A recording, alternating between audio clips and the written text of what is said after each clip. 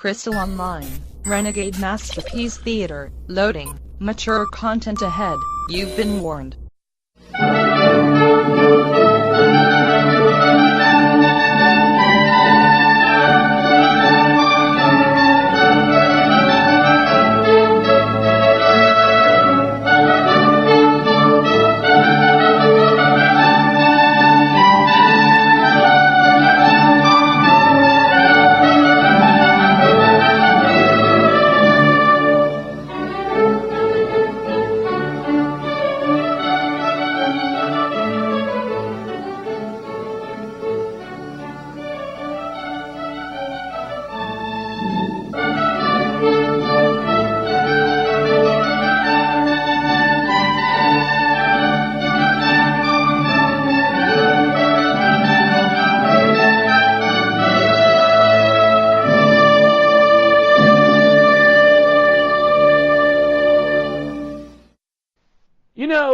There's nothing greater after a long, hard week of work than coming home and sitting by a crackling fire, a nice scotch in your glass, and reading some of the greatest writings of orators of the modern day. Tonight, you are privy to the return of Renegade Masterpiece Theater, and of course, with me tonight is the cast of thousands, the cast of millions, the great cast. First and foremost, of course, my heterosexual life mate, the Space Chief. Chief. Hello. Good to be here. And of course, returning once again, because we cannot do this without him, Adam Lash is here. Hi, everybody. Welcome back, Adam. He is a glutton for punishment, and we love punishing him. Once again, chained Adam to a chair and forced him to read fan fiction with us. Yes. We keep him locked in a basement. And then, of course, returning after probably over 100 episodes or more, we have Miss Amaris with us. Miss Amaris, that's what I'm calling you tonight, so nobody knows who you are. Ooh, how you guys doing tonight? It's good to be back. Fantastic. Good to see you. So, for those of you who may be listening to us now on Filling the Void Podcast Network or some other place and have never been privy to this particular episode, this is the episode that Chief loves, probably second best to the Cool Beer episodes every 25. Yeah. I said this is my favorite, but Cool Beer is actually. I love when Cool Beer comes on because it's a really long time in between appearances. Well, not really. I guess like 25 episodes, but I mean, this is my second favorite, but still very high. I'm still really pumped and excited to do this, and I get to look up really weird fan fictions all week long before we do this, so it's my favorite thing. So basically what happens is we look up the best erotic adult fan fictions, and these are stories that people actually took the time to write. Why, we don't fucking know. It's a passion, man. It's a passion. In the past, we have had such great ones as Henpecked, where Gonzo and Camilla had coitus. We've had Fraggles fucking. We've had reindeer games of reindeer sex. We have indeed. We've seen a lot here. That one was interesting, especially with Jessica Ryan on. That one was very interesting. But yes, it was. Oh, that was a good one. And tonight is even better because we have some great stories tonight. Yeah, at least two, and then maybe one throwaway. There's two good ones though. There's two good ones. Two good ones and a throwaway. We'll see if we're gonna get to the third one. It all depends on the time and how much fun we have. So the way I don't even know. It says it's Hercules. I don't even know who the character. I've never heard of any of the characters in it. So I'll take its word for it that it's Hercules. Oh, come on, Autolycus. Come on, Bruce Campbell's character. Come on. Yeah, nice. That'd be great. So the way this works is we're going to take turns reading. We're all going to read a paragraph, and then the next person's going to read. We're going to see who gets the D tonight. But first, Chief, do we have a special guest? Hold on. Let me. I'm channeling right now the stairway that you previously interviewed the Macho Man on. It seems to be opening in my house, and descending the staircase now is everybody. Mr. Charles Bronson has just magically appeared in my house. Wait a minute, 1 second. Hey, how's it going, everybody? Hey, Charlie Bronson, how you doing? I hear you. I wanted to come. I heard you were doing some Wizard of Oz And I never did anything in my career for the kids.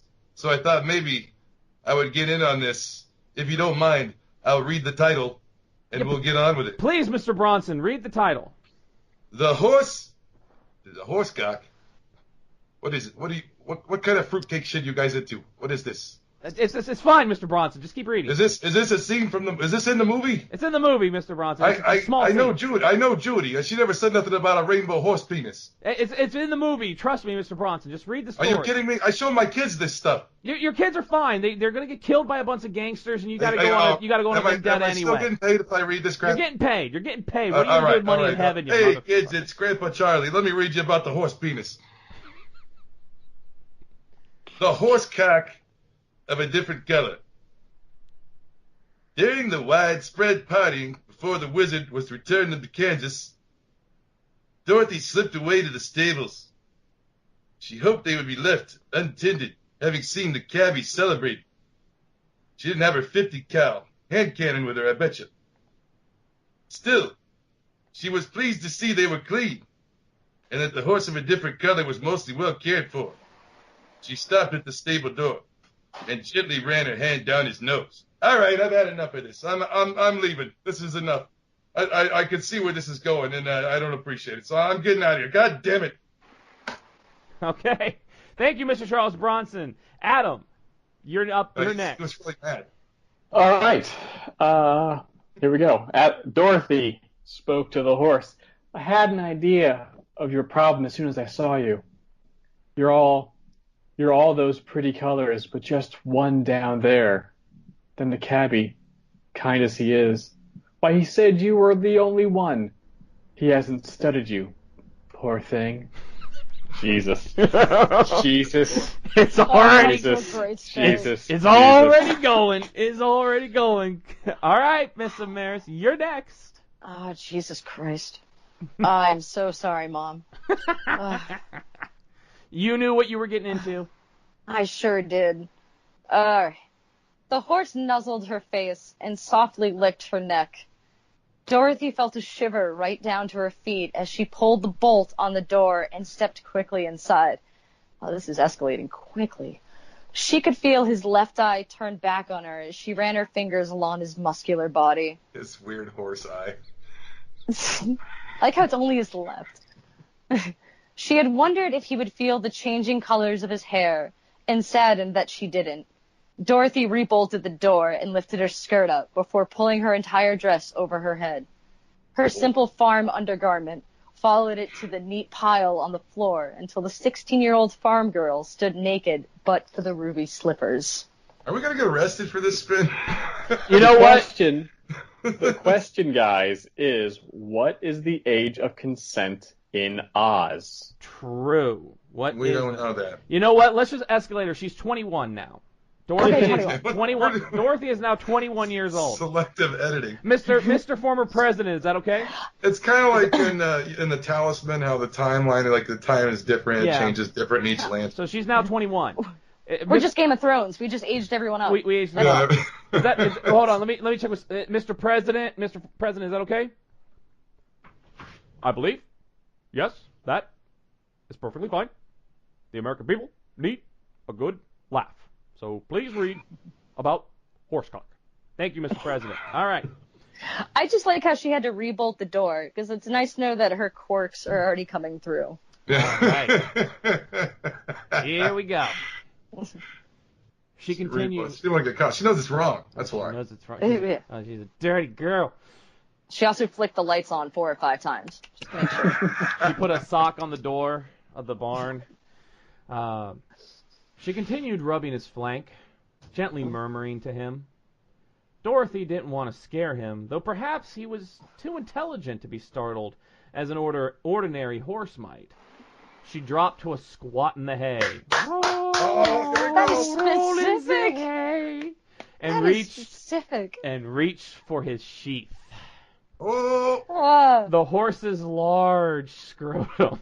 I can't even say it with a straight face. I'm like 5 years old, but this is the great. I love it. And the hair along the shaft above it maintained a changeless indigo color, while the rest of his body cycled through the other shades. She began stroking, gripping firmly. The strength in her hands and forearms came from farm chores. All that milk and them cows paid off. Milking the cow, milking the cow, milking the cow. The horse's strong scent was intoxicating for Dorothy. Her breasts were flushed and her nipples erect, while her pussy grew wet. Holy shit. Yeah. This is getting hardcore quick. 21, Wow. 21, 21, 21, 21, 21. 4 paragraphs in, this is a new record. This is While 21. While her 21-year-old pussy grew wet, Yes. and her glistening 21-year-old labia opened slightly. She had not once considered simply relieving him with cold professional detachment. Wait, does that imply that she's done this before? But with cold professional detachment? I mean, she mentioned earlier that the cabbie hadn't studied him. She grew up on the farm. She's probably aware of animal husbandry. Now I know why the Munchkin hanged himself. Oh man. That's why there's a dead little person in us. Dorothy's hormonal teenage lust was too great.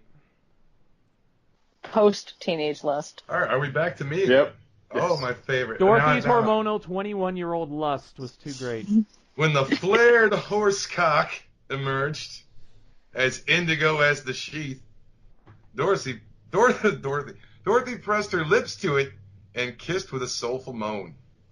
The horse whinnied softly, and she sensed an almost human desire. Well, now she's just putting human feelings on an animal. That's her problem. That's not the horse's problem. No, now her problem. I'm getting images of BoJack Horseman in my head. Come on. Why couldn't he talk like the lion? That's a good question, right? She's like, that's a really good question. Why couldn't he talk like the lion? Because then he would be BoJack Horseman. I thought in the books he could talk like the lion. She raised enough from her squat to press the thickening shaft against her chest. As she stroked and licked, she felt the slick pre-cum dribbling down her stomach. His musky juices smeared her firm 21-year-old breasts as she swallowed the heavy flow. We're going to hell. We are going to hell. God, awful. Going to hell. Dorothy's pussy ached to be rubbed and touched. It's 21 years old, and it deserves it. By the way, yeah. But she needed both hands for the horse because he's, a horse. He'd grown bigger than she'd imagined in the long days since she'd first seen him and had that idea she couldn't ignore. So she's been thinking about this stick for a while. Wilbur, help me. She's molesting me, Wilbur. Oh, curing his indigo balls. I forgot the last line. What is Why it? is it there? What is it, Why bacon? is that line there? It's like bacon. She's curing it? Yes. Does the horse have blue balls? But I mean, if he had blue balls, wouldn't they actually be blue? He could change them since he's a horse of a different color. He could change them like blue or red or purple. Or indigo. All right, here we go. I got a feeling, guys. I might be the winner of this round. I think you might get some of it. Here we go. Dorothy dotted wet-lipped kisses all over the horse's glands. Oh, all right, at least that's anatomically correct. Hey. She did her research. Yeah, it was far bigger than it had been, and the farm girl wanted it inside her. Oh, She's been measuring it daily to see the growth chart. She groaned at the thought and stroked the sensitive horseflesh harder with her strong fingers. As he was twitching and snorting, thrusting her hands enough that she had to squat lower to avoid being knocked over. She instantly missed his heat between her breasts. Soon, with a tossed head and a wild neigh, the horse spurted. You got it! Congratulations, Adam. Again. That's two. Yeah, it's two. Dorothy caught the first hot blast in her mouth and swallowed eagerly. And knocked her front teeth out. There was too much for her to drink at all, and between mouthfuls she let him cover her face and hair, her breasts, and even pointed him down between her legs. She thrilled to the hot spurts between. Wow. She thrilled to the hot squirts into her bush, close to climax herself. No period. No, it's a it was a ghost. Ooh, spooky ghost. It was a ghost.